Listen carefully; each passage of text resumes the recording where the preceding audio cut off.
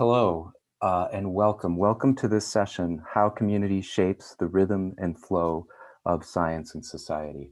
We're going to start with a couple of words from Erin Gleeson, who's going to describe a little bit about the goals and the context for this session. And then I'll come back. My name's Raj, and I'm going to moderate a discussion with a really extraordinary set of panelists.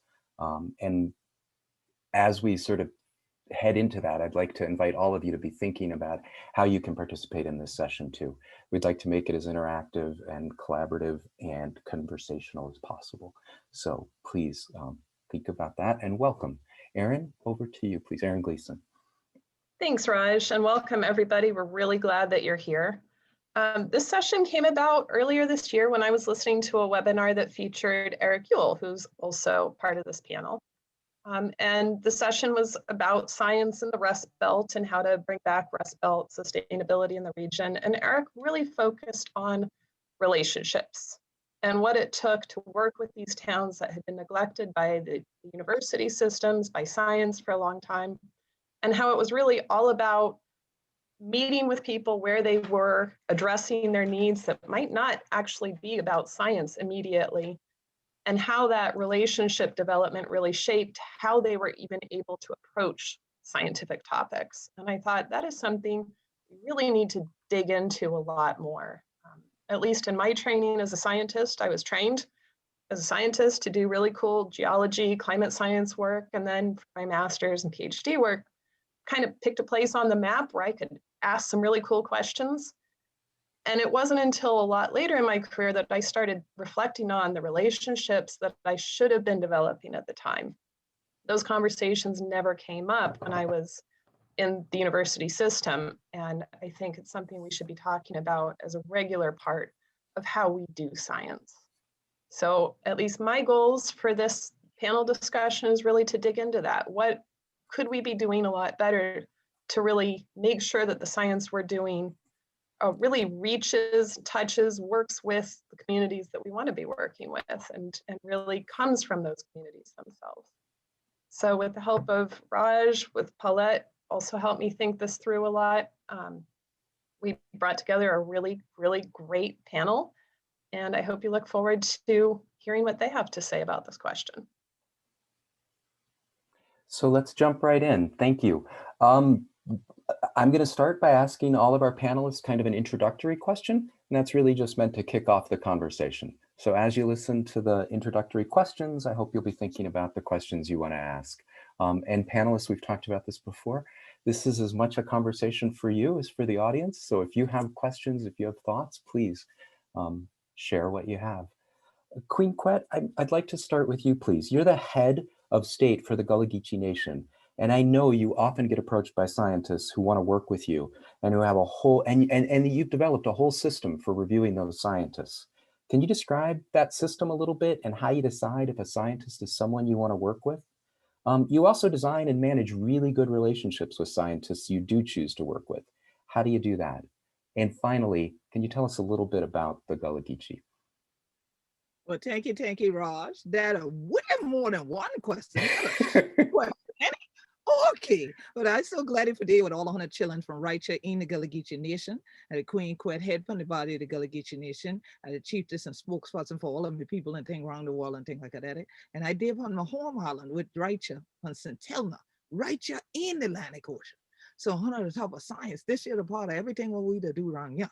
So as chiefess and head of state for the Gullah Geechee Nation, living on a sea island, St. Helena Island, in the Atlantic Ocean, science is a part of everything around me. And I guess that's why I became a scientist too.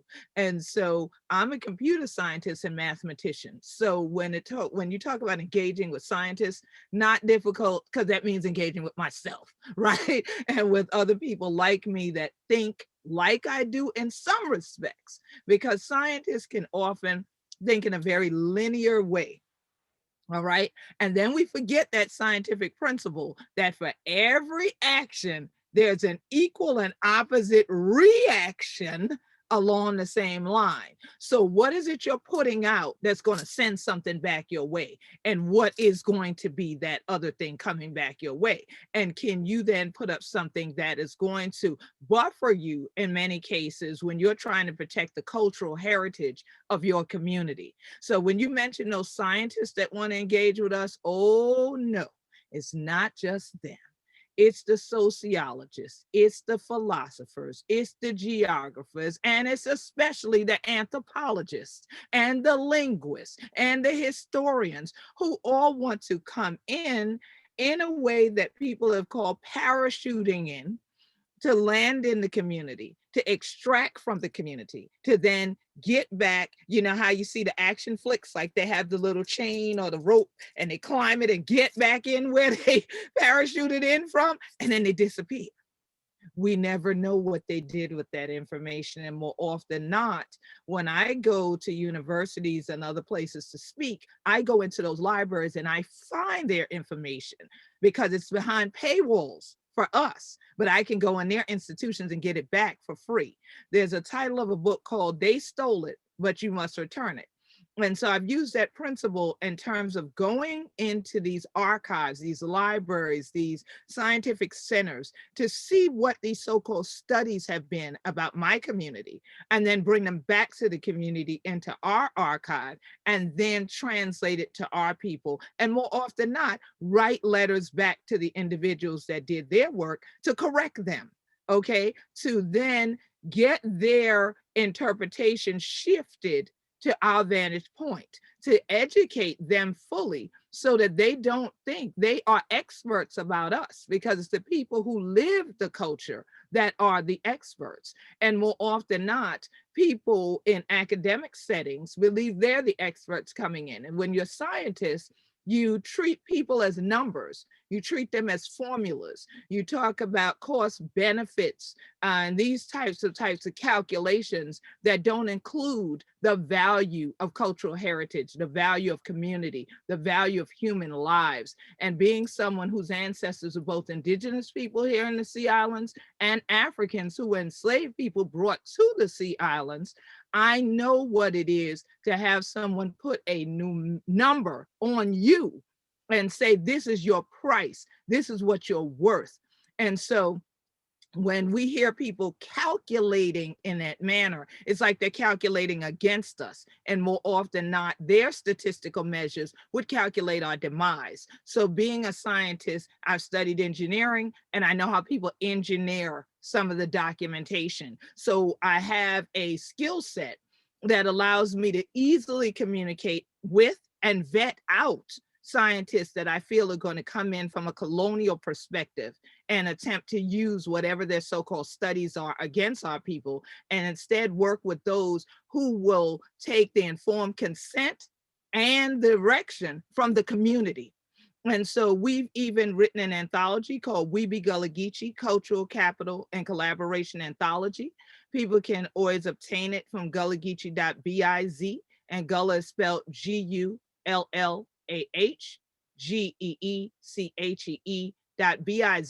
that examines this and also can be used as a book to help model how you properly, respectfully engage with cultural communities like mine here in the Gullah Geechee Nation, from Jacksonville, North Carolina to Jacksonville, Florida, not only on the Sea Islands, but then 30 to 35 miles inland to the St. Johns River. And so our cultural community, as I've mentioned, is of African descent and Indigenous American descent. Kusabo, Yemisi, Cree, Adisto, all of these are within our bloodline. And we so glad if it's still day and thing like that, crack we on teeth like Adisha, because that is our own native language, which is the Gullah language. And we have a dialect of that language called Geechee. So again, if we're not speaking the same language, how can you tell somebody else what I said? I would need to be able to interpret that to you in a way that you, as we say, overstand. Y'all say understand, but we've been under too long. So it's time for us to get over some things and then move forward and upward together. So that's just a little tidbit about who we are down here and a little bit about how we work together with others. So thanks for the questions, Raj. Thank you. I asked 3 questions. You provided 10 answers. So That's thank you great. so much. Erin Velasco, over to you. You're a professor of GTEP at the University of Geoscience at the University of Texas, El Paso, former president of SOCNUS, the Society for the Advancement of Chicanos and Native Americans in Science. One of the things we've talked about after the 3rd of August 2019 shooting in El Paso, in which a gunman specifically targeted Latinx people, you were very upfront about the need for science societies and science institutions to respond, and to respond with more than words. Can you talk about that and what strong community relationships require in terms of allies around issues of justice? Thank you for inviting me to be part of the panel. And as I told Raj before, when I start thinking about the shooting, it gets very personal, and very personal very quickly. I'm not from El Paso, Texas. I'm from Los Angeles, California. So I grew up in a city. And when I moved to El Paso in December of 2001, what struck me about this community was the binational aspect of it. And also, it's the most friendly place I've ever lived. And what's really interesting is that when I went around and said, hey, I just moved to El Paso, there was two questions there's two things I was told. The first thing, and always the first thing out of everyone's mouth, welcome to El Paso. And it was universal. And so it's a habit now. So anyone that moves to El Paso, that's what I transfer along. Oh, welcome to El Paso. The second aspect was, why did you move here? So there's a very sort of almost a low opinion of itself, El Paso, the community. And for probably lots of different reasons. A lot of the kids here that grow up want to leave El Paso. Right, and so my job as a professor in geology is to show them the beauty of this place, and there's an amazing place here, where from a geological perspective, it's everything's exposed. So you don't have that green stuff to get in the way of all the rocks, right? So and make them truly appreciate their surroundings, which gets back to why science needs to step in. When the shooting happened, it was clear to me that the victims in that it was driven by hate, quite frankly it was almost verbatim what the president was saying at the time. His manifesto was basically could have been copied, and so it was a very targeted attack in this community, an attack on a community that is the friendliest community I've ever lived. And what struck me is that, and if you really look about it, who was victims? It was the elders that couldn't run. There was one youth and a young couple, but everyone else was older than 50, 60, 70, 80 years old that died in that attack. And so what struck me about it was that, science and society have always been intertwined, and we'd like to remove ourselves from this. And, I serve right now, I'm the state seismologist of Texas. I'm using my science to help with policy related to earthquakes and induced seismicity. That's what I do. That's what my profession is. But the human aspect, you can't remove that. We're humans. And this is my message to the faculty right after this happened, is that, any one of you could have been targeted. Didn't matter at some point, right? Any one of you could have died in that attack. And in fact, El Paso is a small community. And in fact, we know people that knew people that were killed. And then we're suffering from the pandemic, which is, suffering in a big way in the pandemic. So this community has been struck really hard. So I approached, where is the statements? Where is the, outrage? Where is the, the public support for trying to just get rid of this? It impacts every aspect, it's science included, and our community especially. So when the George Floyd murder happened, and everyone got up, by then I had kind of recovered. I went into, and quite frankly, a little bit, I was depressed about what had transpired and the lack of response, no support outside. But this is afforded, right now we're having this conversation because of what happened to George Floyd. And finally, the recognition of the endless amount of of attacks that have gone on and people of color. I always tell people, I grew up in LA, I used to fear the police more than anyone or any community, and having had my share of harassments along the way. So going back to why this is important for this particular session, communities have been impacted in lots of different ways, especially the last 10 years of what's happened. And, as a scientist wanting to go in, this is my experience at UTEP. We're 80–90% Hispanic. We have great programs here. We have great students, and people want to come and recruit our students, but it's always a one way. There's never sort of that sort of like, well, what can we do to improve, help you guys along the way? It's about taking, and it's sort of what Queen Quet was saying. It's about that taking our resources and not really contributing to the development of those resources. In this case, it's human capital. It's our students who are fantastic. And serving in an HSI, I mean, we deal with a lot of first generation students. We have evaluators, and one of the beautiful things about our evaluations is that, and one of our evaluators, he's just really brilliant. He says that, for UTEP, our delta is a lot greater, meaning that we're an open access university. By the time a student leaves, they are nationally competitive. And so what that means is that we take everyone. And the theme at UTEP is access and excellence. And so access is critically important to our mission. And so, so it was very frustrating for me to have that attack and nothing happened. But at the same time, I was about, when this resurgence of interest in this came about after George Floyd and the Black Lives Matter, I mean, my working word right now is yes. Yes, I'm going to help. Yes, I'm going to step up because I can. I'm a full professor. I've done this for many years. I've been serving, a SOCNAS president and whatnot. So the time is now to really make a statement. And I'm just happy that there's a forum, and that this is my third, I think, panel at HU this year, and I just welcome the opportunity to express those, sort of our knowledge, our collective knowledge that we have here. We have tons of knowledge here. It's time that we're heard. Thank you.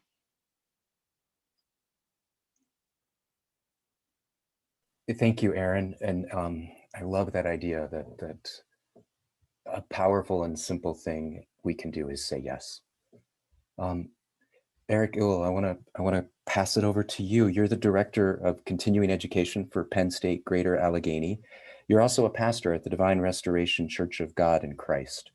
I'm really curious about your thoughts, experiences, your advice about collaborations that overlap between religious and scientific communities, and especially about what science can learn from and offer religious communities. Also, when we met before, you said something that has haunted me since. You talked about communities abandoned by science. And I wonder if you could talk more about that as part of that answer too.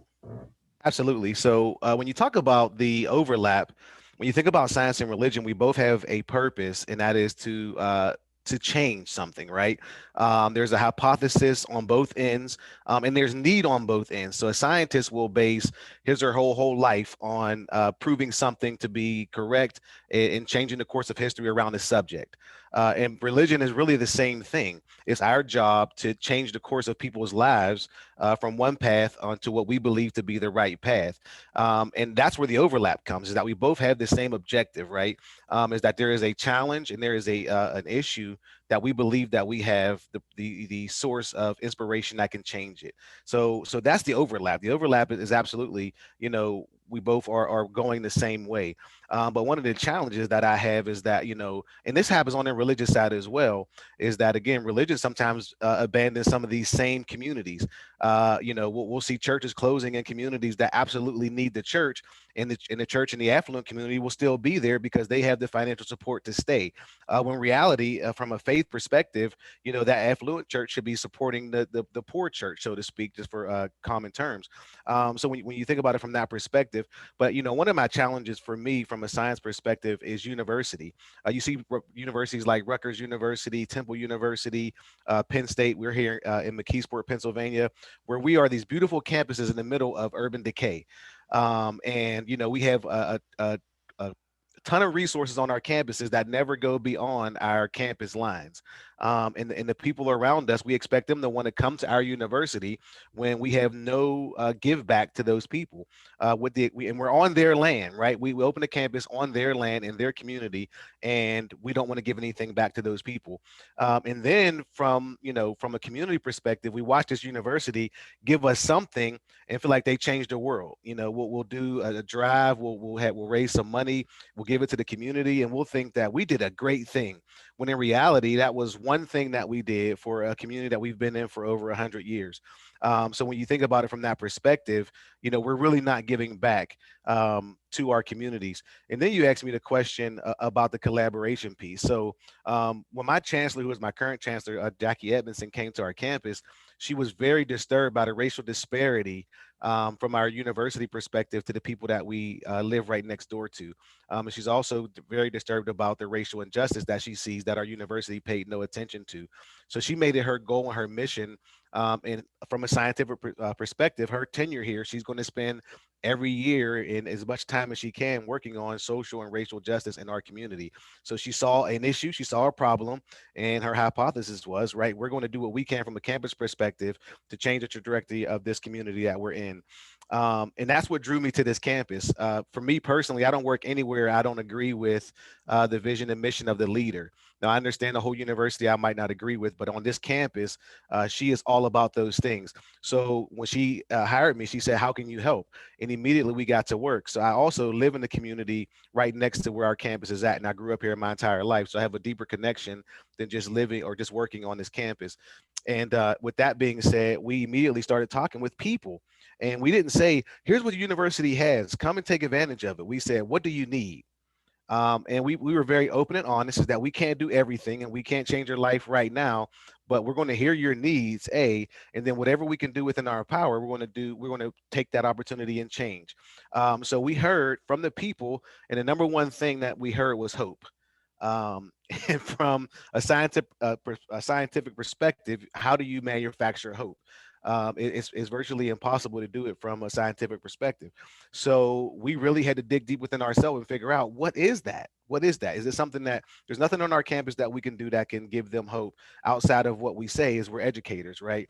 But we began to just provide people with turkeys during Thanksgiving, clothing, opening up our community center for people to come and just use our computers. And we asked for nothing in return. And it was an investment from a community perspective where there was no return on that investment, except the fact that we're in this community. Why will we not be of service to this community? So those are some of the things. But then you asked me the final question you asked me, and I'll finish with this, is, scientists abandoning universities. So Duquesne, Clairton, and McKeesport are all within a few miles of each other. And at the height of the steel boom in our country, they all had 60,000 residents. Now you can't get 30,000 residents between the three communities combined, because the steel industry left our communities, and they left us with land that is contaminated. They left us with people who are dying at high rates from cancer, and asthma is running rampant in our community. So when you ask me the question about abandoning, that's exactly what happened. We have all left over is rusty buildings that had to be mitigated, and people who have left our communities. And there's a few steel mills left, but it's not the people who live in our community who work in those steel mills that are still in our community and on our land.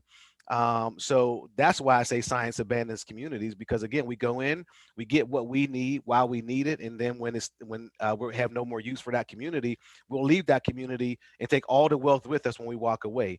There needs to be some transference of wealth to those communities that we essentially just took their land and mined it for everything that we needed, and then walk away. So that's how I believe science abandons communities. I hope that was a satisfactory answer. Seeing a lot of nods. That was wonderful. That theme of reciprocity and acknowledging debts is, I think, going to be something that's already come up, and it'll come up again. I also really appreciate you reminding us all that sometimes we have more in common than we think, and that can be a place to begin.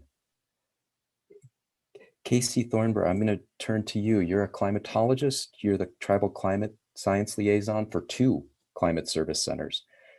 I know you think a lot about what it means to be a scientist and an indigenous person, and to do science in ways that reflect your cultural values, and to grow science so that it embraces more indigenous values.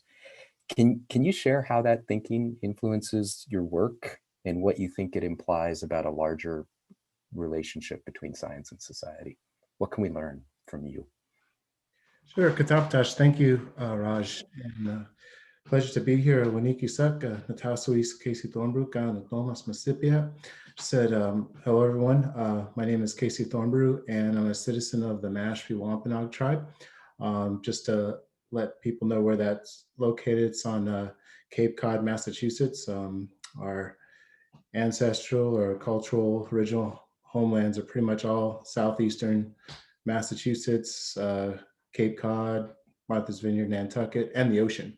Like our culture goes out into the ocean.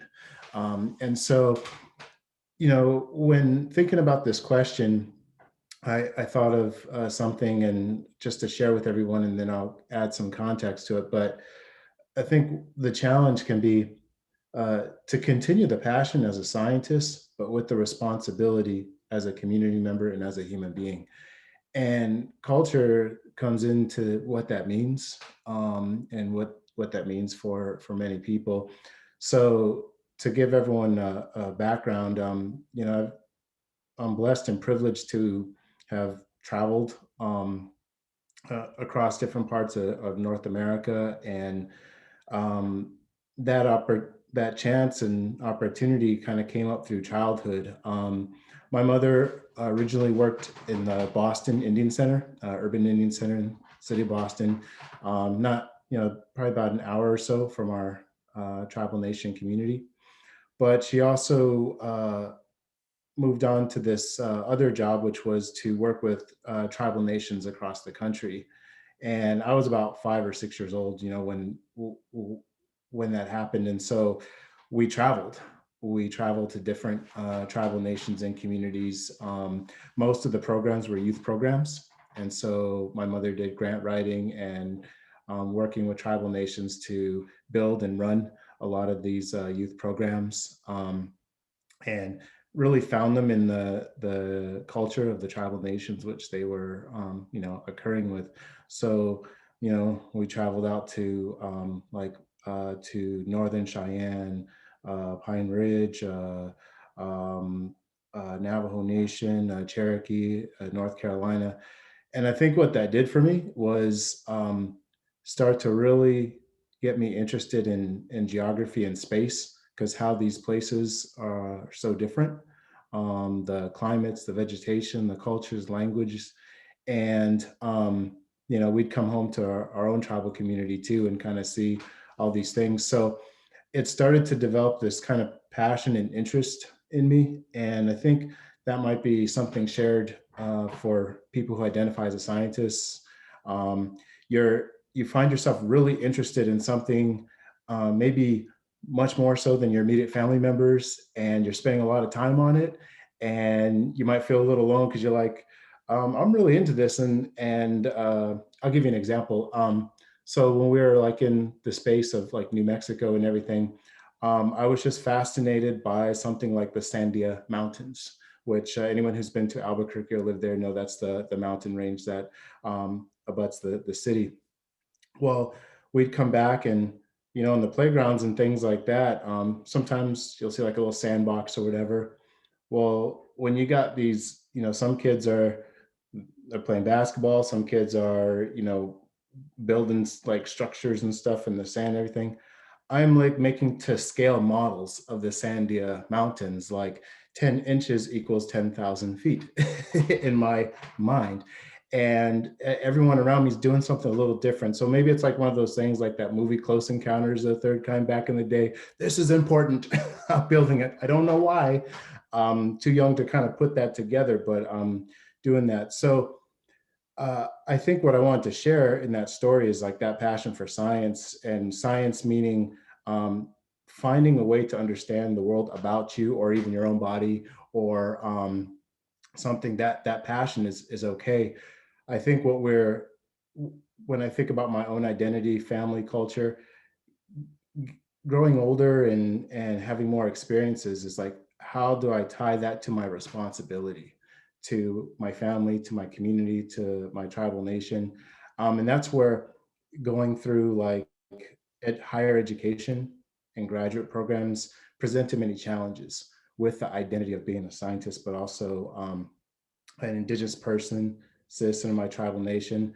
To put some context, I was still away from my community. And a lot of the graduate program work or things I was doing was maybe garnering information about climate to serve the general public, if you will, or broad community. And I kept thinking, how is this helping like my own tribal nation? How is this helping other tribal nations, what I'm doing? And I literally felt like I was disappearing. Like I was this person who was, maybe born indigenous, but fading off into general population, and not doing any work for my own community and tribal nation. That kind of hit me pretty heavy around grad school. I almost like stopped grad school and just quit because I'm like, I need to just go back home right now. I need to go to my tribal community, stop what I'm doing, and just go before I just disappear. Um, but I had family and other people back home that were like, you're doing something that is really important, and you just have to find a way to make it uh, helpful, for us. So I started to change my program and studies to really focus projects on that which is of concern with tribal nations, and kind of if individual or different ones, which led me to a life kind of coming full circle. And what that means is I now live in my tribal community. I do my position as a tribal climate science liaison is to meet with natural resource departments or cultural resource departments of tribal nations, mainly on the East Coast, because that's the organization I work for, the geographic area, and find out what the priorities are, and then do science to find the answers to meet those priorities. So it's this way of kind of that reciprocal or taking that passion, but using it for service. And that's important to me. I can't speak for everyone else, but it's allowed me to be back, in with my community, with my tribal nation, and to try to take that passion and connect it with responsibility, and see what skill sets or things I can do that can be helpful. So last thing I'll say, and I know we have other panelists, is like, it takes a lot of work and mental power, because I wondered through grad school, like you have this set amount of time, right? So I wondered if my colleagues focused 100% of their time on the science aspect of it, or whatever their program or their research. And me, I felt like maybe 50% of the time on that, but then 50% of my time on my own tribal language, our own tribal history and culture, and trying to do that so it doesn't go away. And you have 24 hours in a day. You got 365 days a year. So I'm like doing double duty. And I wonder if others, scientists, identify as both, being a scientist and being indigenous, do that as well. So I'll stop there because I know we're going to have some more conversation, but those are kind of my initial answers. And Taptash, thank you. Casey, thank you. That was a really thoughtful response. I appreciate your reminder that none of us is just one thing, but some of us are made to work harder to bring those other parts to the table. Darshan, that actually sets us up for the question I wanted to ask you. You're a professor at ASU. You founded something called the Constellation Prize, a prize for engineering that elevates justice, human rights, and peace. I've heard you talk about how science and engineering need to be more about partnerships and relationships. How are you trying to shift that culture? What are you doing to make it happen? And how do you shift the culture of science so that it welcomes and includes people who've been excluded, without placing the burden of shifting that culture on those people? Good morning, good evening, good night, wherever you are. Thank you so much for including me in this conversation. And before I say anything, I just want to apologize if you hear any construction noise. I hope it's not too distracting. I really appreciate the focus on the term relationships in this panel, because I don't think it's something that scientists and engineers should be surprised by. And the reason is because science and engineering has always been and will always be about relationships. So if you think about going through graduate school, for example, Paulette's a PhD student right now, right? She has a relationship with her advisor or advisors, right? And you/we have a relationship with professional societies, American Geophysical Union, for example. As an employed engineer, you might have a relationship with your employer, right? And therefore you have a relationship with the kinds of values of your employer. So the question is, who do we decide to have relationships with if we want to do a different kind of science and a different kind of engineering? We always have had relationships, and it's possible for us to expand the circle of our relationships if we want to do different kinds of science and engineering. So the idea that science and engineering can have different kinds of relationships with people who have traditionally been overlooked or excluded should not be surprising. And given that science and engineering are cultural and social processes built on different kinds of relationships, I like to think that doing science and engineering differently is actually going to require something different of all of us in these relationships. So that means that in order to do a different kind of science or a different, science that maybe speaks to communities' needs or addresses environmental justice or energy justice or what have you, it requires different things on the part of all of us who are in these relationships. So this sort of, goes to your question, Raj, about like, how do we do this work in a way that doesn't burden communities that have traditionally been excluded or marginalized in the scientific process? And it's a little hard for me to answer that question if the idea is that science is relational, right? Because in the end, it's actually going to require different kinds of work on the part of all of us. So if we think about the notion of co-creation, for example, and that's been something that, American Geophysical Union's Thriving Earth Exchange has embodied, right? Like the co-creation of questions, and the development of approaches where different stakeholders are trying to answer questions where traditionally only scientists may have been involved, right? That is actually thinking about different kinds of work on the part of all of us. So I think that maybe to sort of answer your question a little bit more diagonally,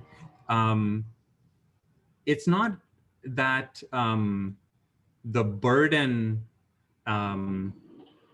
it's not that the burden of changing the culture of science shouldn't be on, the communities that we're bringing in. It's rather that we're defining a new kind of culture of science, and that requires different things of all of us. So, in the work that I've been doing, I'm trying to think about this from the standpoint of what we're calling a field of collaboration. Traditional science has just done its thing in the lab or, done extractive work, what have you. And community groups have actually done a tremendous job at advocating for change. But in the end, if we're thinking about new kinds of relationships, we need to be thinking about and theorizing what a new field of collaboration might look like, which is basically a definition of a new culture of engineering and science. And what we're saying is that, in fields in general, you have different kinds of capitals that support it, right? You have social capital, cultural capital, symbolic capital, and economic capital. And the work that we've been doing at ASU, in my mind, sort of touches on each one of those different kinds of capitals. So you mentioned the Constellation Prize as an example. that is an effort in us trying to elevate the kinds of engineering and science that we want to see in the world and actually recognizing it. Right now, you can get a prize for, you know, doing an amazing experiment or something like that. But how do we actually recognize engineers and scientists and communities and collaborations that are modeling this different kind of science and different kind of engineering? So that's, you know, it's a small effort that we're starting off. Another effort is called Project Confluence. And the reason why we use the word confluence is because we're trying to bring different streams of knowledge and expertise and passion together. So the overall goal there is to try to mobilize more engineers and scientists to do the kind of work that, in fact, many enter engineering and science wanting to do. What we see, you know, I'm an engineering professor, and what we see is that so many students enter these careers thinking that they can make a meaningful difference in their communities and in society. But our educational process beats that passion for public welfare out of them, unfortunately.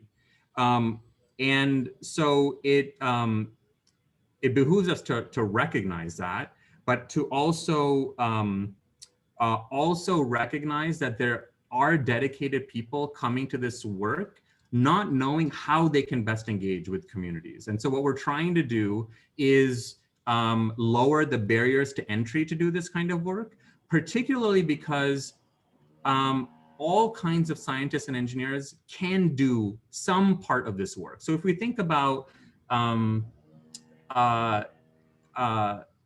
kinds of scientific work or engineering work that's required to advance environmental justice, it creates a space for engineers and scientists with all kinds of personalities and skills in it, because not everybody is going to be somebody who has the deep relationship with the community, the tribal leaders, for example, that you might be collaborating with.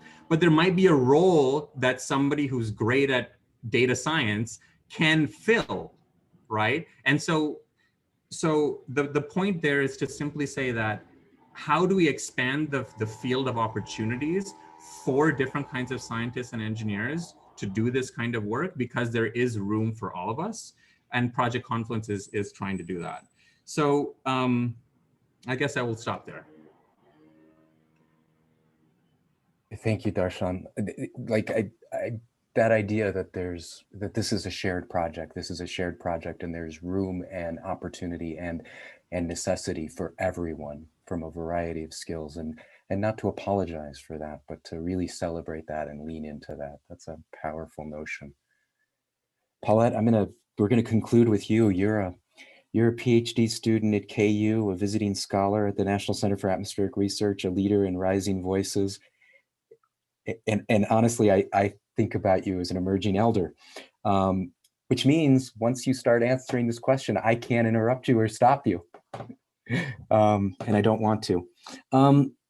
You're someone who demands more from science. How do you see us getting beyond neo-colonial or colonial science? What do you want to see from science in terms of justice? Well, first, I want to say Nyahweh for inviting me. Haki Hiwesi Wapani. My name is Paulette Blanchard. I'm a citizen of the Absentee Shawnee Tribe of Oklahoma. My Shawnee name translates to yellow money, which has multiple connotations in my community. I'm Bird Clan. And that yellow money, what an elder recently told me, translates to corn, because that was our commerce. You know, our most valued and prized trade commodity was corn. And I appreciate you calling it neo-colonialism or continued colonialism, because how can we be post-colonial? A lot of people try to use that when, you know, we as indigenous people are still occupied.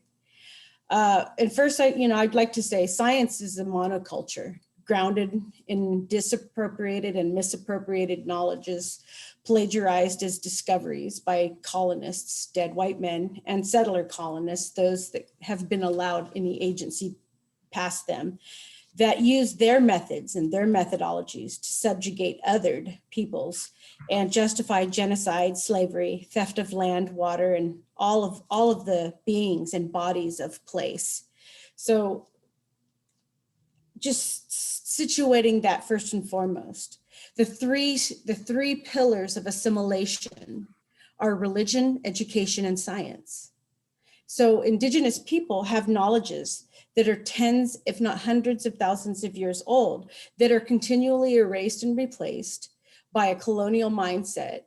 And indigenous people have never separated spirituality from science, from medicine, from everyday life, because we recognize that that little electron or in the atom or the part that gives it the energy is life. So everything has some sort of life that needs to be respected and understood, has a right to exist because it has a job or a place in the social structure of place. All the systems and patterns of place are recognized by indigenous people, because there's not a one size fits all of science.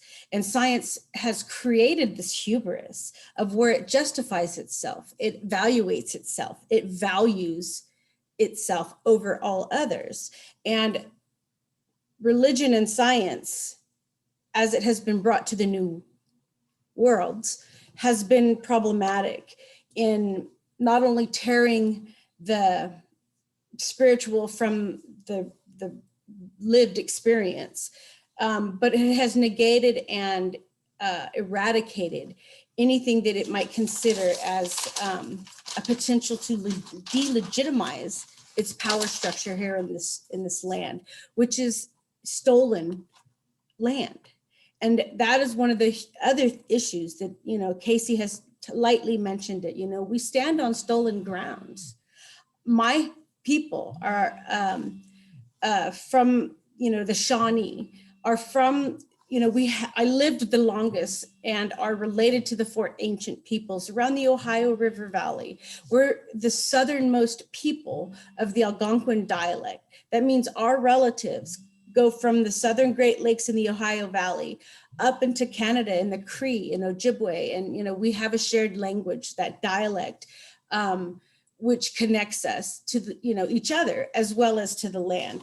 In a recent book, I was researching, I'm an indigenous geographer by trade and by education. And I had read where another white male researcher said that the Shawnee people were placeless people because we have moved a lot.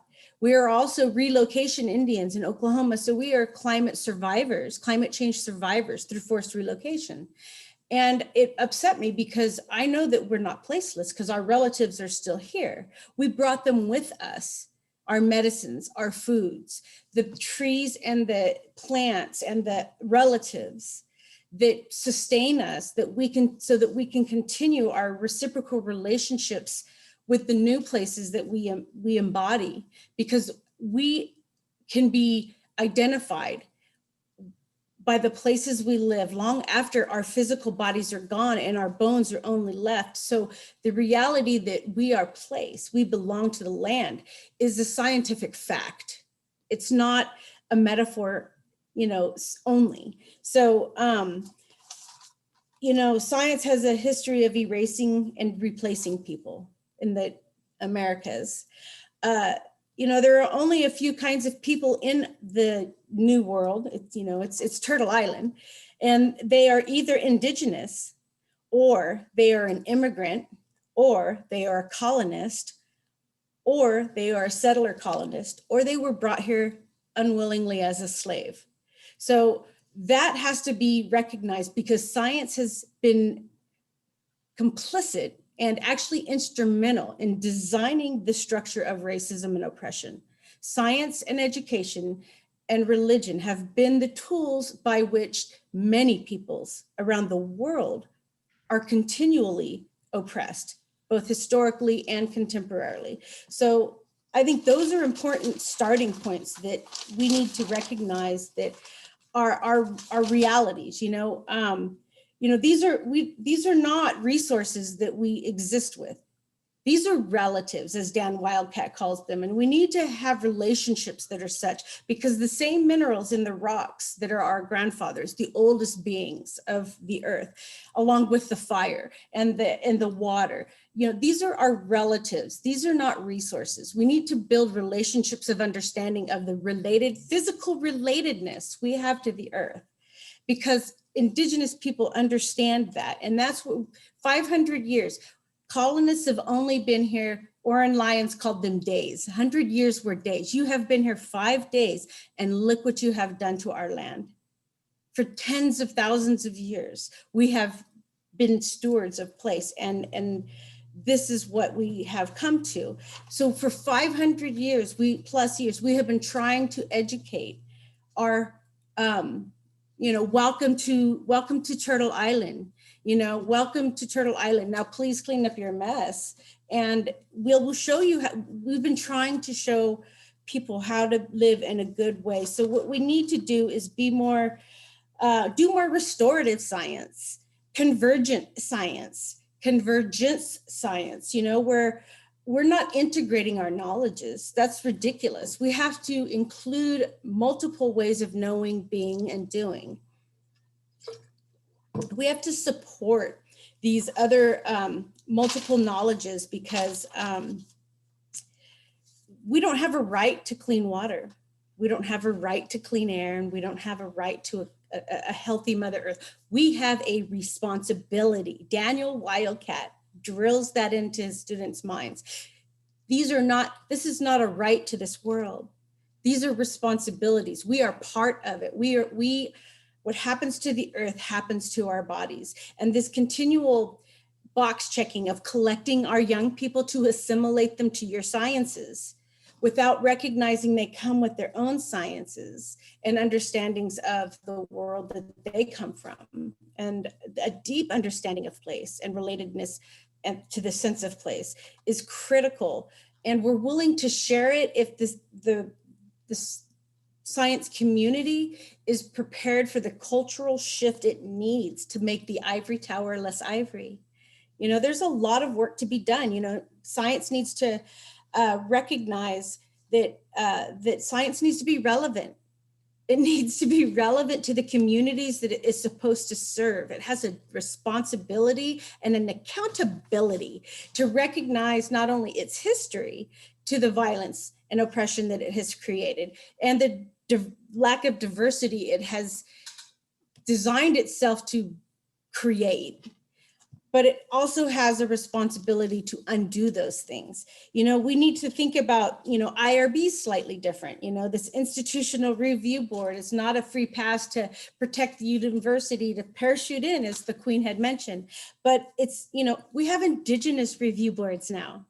And we need to be considerate and cognizant and think about how indigenous people want to be addressed and acknowledged and supported in their needs in their communities, because we don't have time to wait for science to catch up anymore. We've wasted 500 years, and now we're having to do things for ourselves, because it's too hard to try to decolonize a mind that doesn't want to be decolonized, because that limits its power.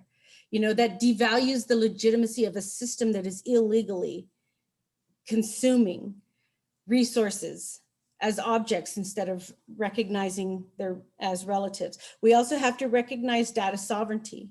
Data sovereignty is a real thing. We need to write grants with indigenous communities on their needs, and then write that extra time in and the extra money to pay them as equals to support the needs of the communities, because that supports the needs of all of our relations, not just the people in that place, but can be used other places as well. So, assimilation is not diversity, number one. Let's just start science there. You cannot try to retrain indigenous and diverse minds into a monoculture that is basically almost science is a religion in itself. Because if you think or speak against it, that's heresy, and you will be attacked by all of the supporters of the religion of science if you think outside of their box. So I will stop there because we're getting close to the end of time. And Yahweh, I appreciate you allowing me to be part of this. Thank you, Paulette. Thank you for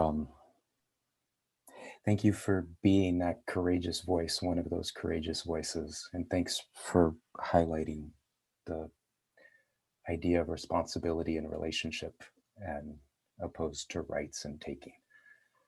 We had a question from someone in the audience, and I think it's a great question.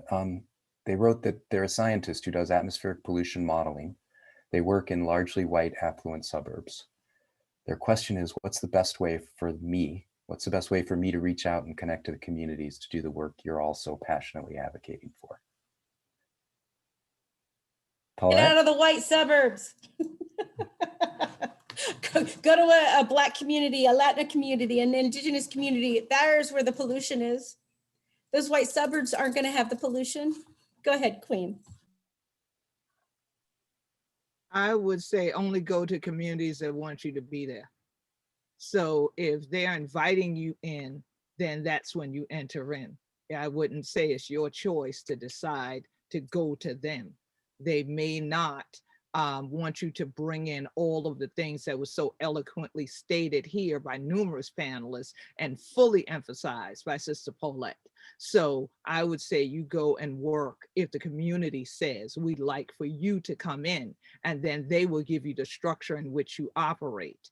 And then you can proceed with learning from that community how to further engage. Eric, and then over to Darshan.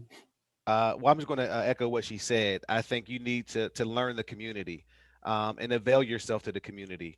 Oftentimes we go when we have a need to be needed versus availing ourselves to the needs of the people who we want to be, who we want to serve, because you may go there and find that it has nothing to do with your science, and it may be you can offer them something else. And if that's what they want at that time, then you take that and you leave it at that. And I think that becomes a challenge. I offer you something, you don't want it, I never come. So you never really wanted to be here anyway. So you have to be, open and honest with yourself. Do I really want to be dedicated to the work and helping this community? Thanks. Darshan. Yeah, a couple inroads here. So to build off of what Eric was saying, as a scientist,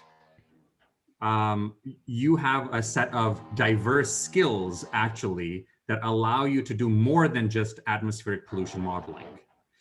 So, so there may be things that you can do that actually don't rely on your expertise, like, oh, I'm an atmospheric pollution modeler, and therefore that is the only thing I can do. There might be other things that you can do as well. That's one thing.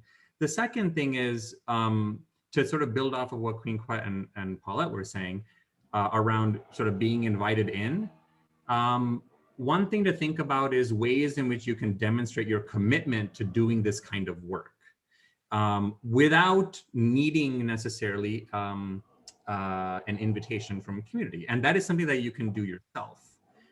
If you think about questions of environmental justice or injustice caused by disparities in air pollution and so on, there may be ways in which you can reframe the work that you've done, do different kinds of analyses on the work that you have done to demonstrate how you incorporate questions of justice into the work that you do, just for yourself, but also as a way to show others how you are thinking about the work that you do. Because perhaps that might allow the invitations that Queen Quet and Paulette talked about. Because if you say, I am seriously thinking about this, I'm reevaluating the work that I do, or here are ways in which my work can tie to these questions of environmental justice, that perhaps creates opportunities for invitations into communities to actually deploy your skills as needed. Erin, Velasco, and then Yeah, Casey. just really quickly, if you take the 10,000 foot view, and I think many people have done international projects, and if you do international projects, you have to have that same sort of attitude, and to be successful, you need to reach out to like for me, I'm a seismologist, right? So usually we come in after a disaster. It's really highly impactful to the community. We offer, hey, we've got these instruments, we could do this. I could offer this for your community, blah blah blah. And if they want that, they'll accept it. If they don't, that's fine too. You just be willing to move on. But there has to be sort of that mutual partnership, and that's where I think we failed in many cases, even with international partnerships, where there's this take, oh, I have these instruments, I'm going to go down there, we're going to take this data, we're taking it back, we're going to publish papers, right? There's no sort of equal part to this. And there's the same thing within the United States. If that same attitude, that's just not going to be very productive, right? So the point is, you got to meet with people that are in that community. You got to embrace them, see what the needs are. And it doesn't take, it's not like we're saying, for me, I can't spend a year in a community, right? But I could draw on the knowledge of local experts and say, hey, is this something that you see as being impactful for that community?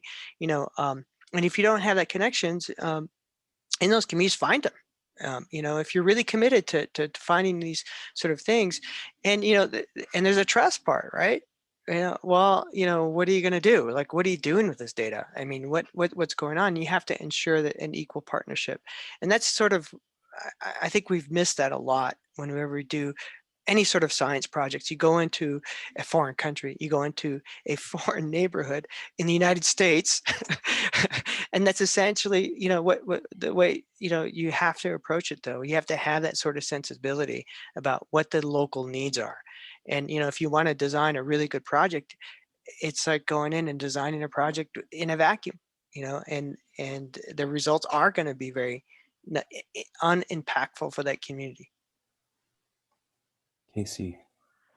Yeah, one of the things I just again wanted to reiterate and second what everyone has shared thus far, and the importance of connecting to connecting your science to the communities, and to specifically say it's definitely not the first time a community is unaware of science that may be going on in its immediate vicinity. And I think that's where we see one of the challenges with science is communicating and being upfront with what you're doing.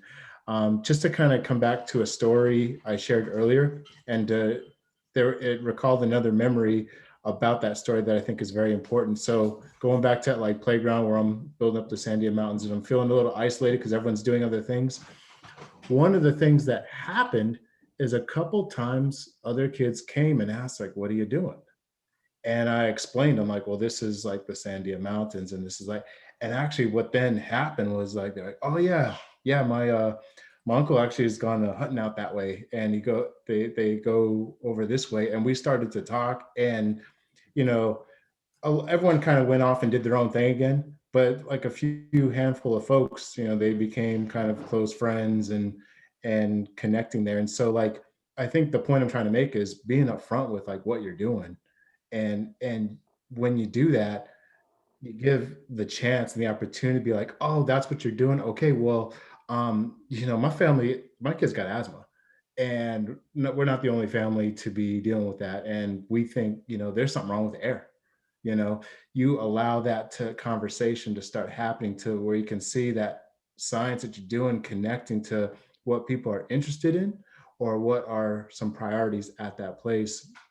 And I just wanted to share something again related to the topic of, as Queen Quet had said, being invited to be there.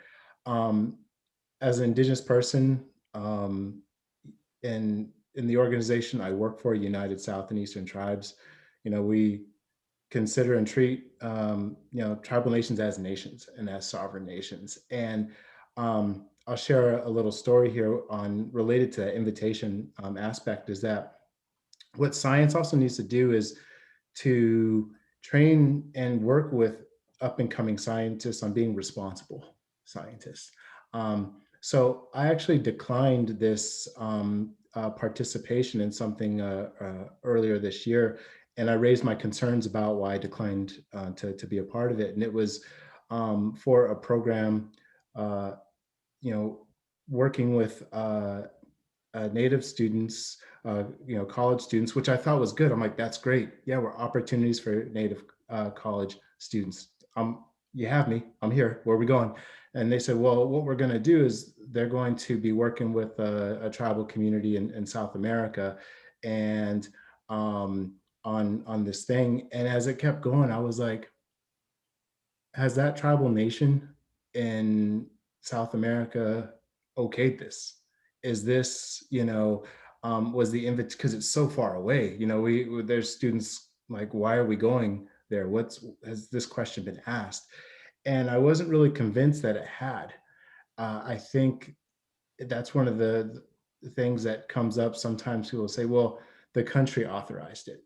It's like, well, sometimes, as we know, that would be like the United States saying it's okay for researchers to come in and work with my Mashu Wampanoag tribal community. That doesn't work.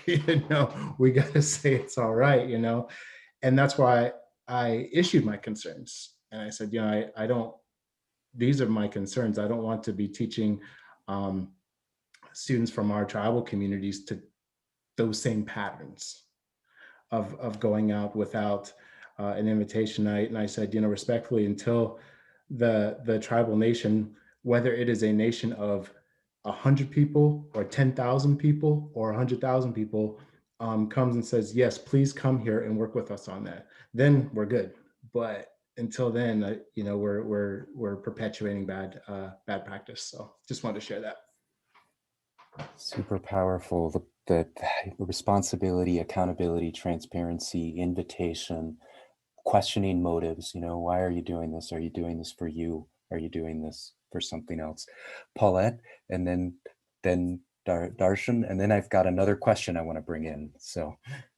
Okay, because mine will probably contribute to that question, because I see the question and it's a good one. In the research I do, one of the things through indigenous methods and methodologies that I've come to, I came across some prior work by other scholars, Kirkness and Burkhart, I think, in Margaret Kovac's work on indigenous methodologies of the 4 R's, which I added 3 more to create 7 R's of work and with research or engagement with indigenous communities, which can go across all communities in general, really, which is the first R is respect. The second is relevance, reciprocity, responsibility, relatedness, relationships, and redistribution. Because we have to have respect for each other and for the earth. We have to have relevance of the work being done to the people, the place, and to science in general. Science needs to have it needs to have a purpose for the work that it throws money at. Reciprocity, what is the community you're working with benefiting? How are they benefiting? Is it just a researcher getting a publication and tenure from the work you're doing, or is this work useful and giving back to the community to make us our nations strong and healthy and resilient and thrive? We need that restorative science, and how are we responsible as scientists, as human beings and human doings, as well as how are we responsible to our ancestors and to our grandchildren we'll never know? Are we being responsible in the decisions we're making and the actions we're having now? Are we being responsible to that and thinking of that 7 generations thinking? The relatedness, acknowledging that our relatedness to place and our impact that place has on our bodies when we abuse place and pollute place and aren't caring for those beings of place and their rights to exist, the agency of place. And then finally, redistribution. The information we collect and we synthesize and we write about, is it actually getting back to the community so that their lives can be better and their lives can be improved? So it needs to be accessible and it needs to be redistributed in a way that is understandable by the general public and the lay people and the cultures, the urban cultures and the rural cultures and the indigenous cultures. I mean, it has to be relevant. It has to be redistributed in a way that's understandable, and science has to be taught in K through 12 in a different way. And we need to educate our teachers that we're putting out daily from the universities how to teach in our K through 12 different. I think that is our lowest hanging fruit to make change. Thank you, Darshan. And I think Queen Quet, you might have had your hand up too, so sorry about that. I wanted to quickly sort of tie together some themes that have been coming up, particularly as it ties to this notion of relationships and what has come up in just the past couple of minutes, which is accountability. Paulette has sort of laid out, these 7 R's, which are incredibly important. And, as is probably evident in this conversation, what we're trying to do is essentially create a different kind of culture of scientific practice and knowing. And one of the things that we're deploying in some research that we're doing right now is starting from the point that we recognize that traditionally trained scientists maybe and people who have been excluded might have very different perspectives on the world and of the same situation that they may be engaged in. And it's important that we recognize those epistemological and philosophical differences, not to point out the differences, but to rather say that this is where we are coming from, and we need to build some kind of shared language and processes together. So one simple thing that we've been thinking about is essentially creating a memorandum of understanding of sorts that kind of documents the perspectives of the community representatives and leaders, as well as of the scientists who are like in there for their own purposes too, such that accountability might be held in a different kind of way, where it is something that it can be pointed to say, this is what we have agreed upon as part of our relationship, particularly because these kinds of collaborations are not going to be like month-long or 2-week-long collaborations, right? Some of these collaborations can extend for a long period of time because the questions are complicated questions. And so, the point here is to simply sort of develop mechanisms to hold ourselves accountable in doing this kind of work. And there are actually some really simple ways that we can do that. Thanks. Queen Quet? Yeah, it's perfect that you ended up going in this order, because I can build on to what Darshan said, because originally I was going to add to what Casey said. So they connect, and they tie to one of the questions about ancient sciences being utilized within these other arenas. Well, as Darshan just mentioned, there needs to be structure. So when I mentioned the Weebie Gullah Geechee cultural capital collaboration anthology, it is because we have rules for research in the Gullah Geechee Nation written there that we, as the citizens of the Gullah Geechee Nation, wrote. Those rules then direct you to come to us, who are actual natives that live our culture, who are the elected leaders from the people, not to go to a government entity. There is a commission that the US government established for Gullah Geechee culture. The people on it are academics. They're mostly people who are not natives to the Gullah Geechee Nation, and that happens with indigenous peoples.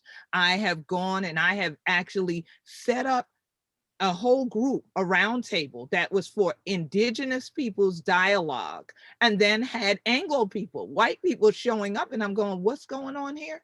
And then they're like, oh, because I am from the Bureau of this, and I work with this agency of the government, but I set it up specifically saying indigenous people, meaning them themselves, to come and speak. So these are some of the things that have to be kept in mind. So when we talk about taking ancient sciences, bringing them into these academic arenas, bringing them into government arenas, we have to keep in mind all that we've repeated time and again here: the colonization, the racism, the Eurocentric perspectives that then compound the problem. Because if you bring the ancient science in, who's bringing it in? Is it the indigenous person, the person who has the right to the ownership of that and has the responsibility of it? As Paulette has said, the responsibility of the land, the responsibility of the water. As I always say, the waterway that we bloodline, in the land that we family. So we say it the same way, just in different languages, but do you live that? Or are you the person only there as a scientist observing that and trying to measure that? So again, now your interpretation of what is to be measured may be inaccurate based on ancient science, because it's two different forms of science. So therefore, it has to be the indigenous people, and if they feel that the relationships have been built, that the 7 R's have been followed effectively and appropriately, they themselves will enter that arena and share that which they feel is to be shared, and they will retain that which is sacred and protected, as we've had for hundreds upon hundreds and thousands upon thousands of years. Everything is not to be studied. A lot of this is just to be lived and to give thanks for. And so I think that's critical for us to get in this conversation. Wow, thank you. That actually leads, I think, nicely into a question from a little while ago. The question actually comes from a quote from a panel on faith and climate. And Ibrahim Abdul Matin said, "Science needs to be guided by faith. The problem is that science is not anchored and guided by faith."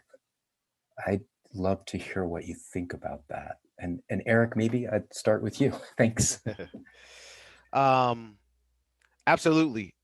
I think of a movie that I watched when I was, I want to say either in high school or undergrad, about Vivian Thomas.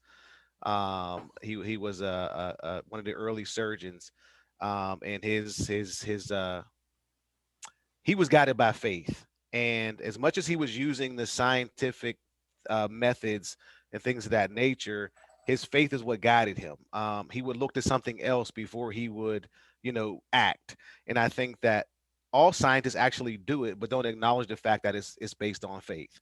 And I think that's where we have this disconnect, is that the faith community does not like the rigidity of science, and the science community doesn't like the fluidity of faith. And we fail to see the connection between the two because we're so concerned about proving ours to be the absolute.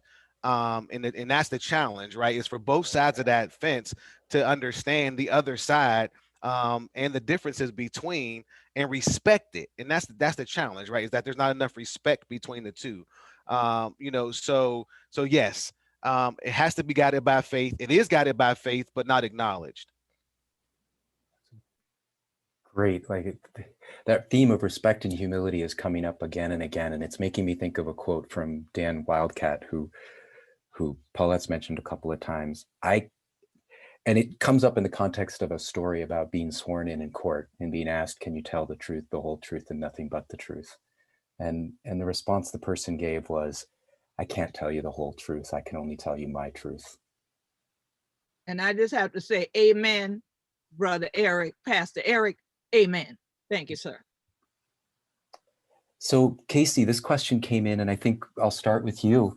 That you showed an amazing act of courage to point out the lack of responsibility in this experience in South America, right? What happens when someone else steps into that thing because you didn't? And I think that's the question. I wonder what happens when someone else takes that project but doesn't have the understanding and respect you have. Mm-hmm. Yeah, I mean, sometimes that's like the big concern is, if these projects kind of keep going in that way. I always try to approach the world as, I have control and responsibility for my words and actions and that which I do, and others are responsible for theirs. But I am responsible for sharing my concerns. And a lot of times people will hear, and I'm like, take it or leave it. But this is something that I'm seeing as a problem. And you now have, you've been told. I have a responsibility to share stories like these with as many people as possible, and that's why this panel is so important, because this sharing of experiences is at least an opportunity that I hope to get people to think, maybe who haven't thought of these kinds of topics we're discussing in this type of way. To straightforward answer the question is, yeah, it can be concerning, very concerning, when people step into those positions and don't have that same reference of thought. And I'll just kind of say that's why, again, speaking to as many people as possible. It's a lot of work. sometimes in my work, the day-to-day stuff is mostly the technical support for tribal staff, and that's where I'm like lining it up. I'm like, okay, phone calls coming in, emails coming in, doing that. But then I might get something from an academic institution or a student or a grad student, and I go through that struggle. I'm like, oh, I really don't have time to respond to this question right now. But then I'm like, what if they run off and do something? And I'm like, oh man. And so it is, I'm trying to squish it all kind of into a finite amount of time of like, and I actually literally did that this morning. I mean, an email came in and I was like, I really don't have time to address this email right now. But I'm like, if they run off and do something without any thought to it, and again, concluding that email, like, you've heard what I had to say, take it or don't, but it's your responsibility. So anyways, I'll stop there. It's, again, it's, if people don't have the same thought, the mistakes can continue to be made. And by getting the word out, I think we're trying to reduce that from happening. Erin, Velasco. So I just want to, actually, that question is a lot deeper in the sense of, and what I mean is that there's many cases where we see wrongs and it's very hard to correct it. And we do our own form to step up, but sometimes, and I'll just share, for example, there was I got approached one time to have a photo taken of me to highlight about something about geosciences. And I just was very frank at the time. I was kind of cranky, I think, and said, hey, look, I don't represent the geosciences, right? There's no brown people in the field, right? So why are you highlighting me in particular? And so I just thought it was for a brochure, bottom line. There's two sides to that. And so, so I thought about it and said, well, there's an opportunity here where maybe someone out there would see this that could be inspired by it. So I approached, said, okay, I'll do it. And this is after the conversation I had with my wife. It was too late already, right? They had already moved on. But the point is, there wasn't that sort of sensitivity when the approach is done. And so this sort of thing that we see a lot of wrongs, and it's a burden on us to and especially scientists of color. It's very hard to constantly say, you shouldn't be doing this. You shouldn't be doing this. You should. And then we get categorized and sort of ostracized as being, there goes Velasco again, popping off and blah blah blah. And that's not a way to live. And we've got to be very mindful of how we want to live, but it's rampant, and I think there's an extra burden placed on us when we're trying to wrong the rights, and it's exhausting. And at some point you just say, that's where I was of no, remember that? Now it's yes, right? But that yes is now because of there's an opportunity to really make a big difference.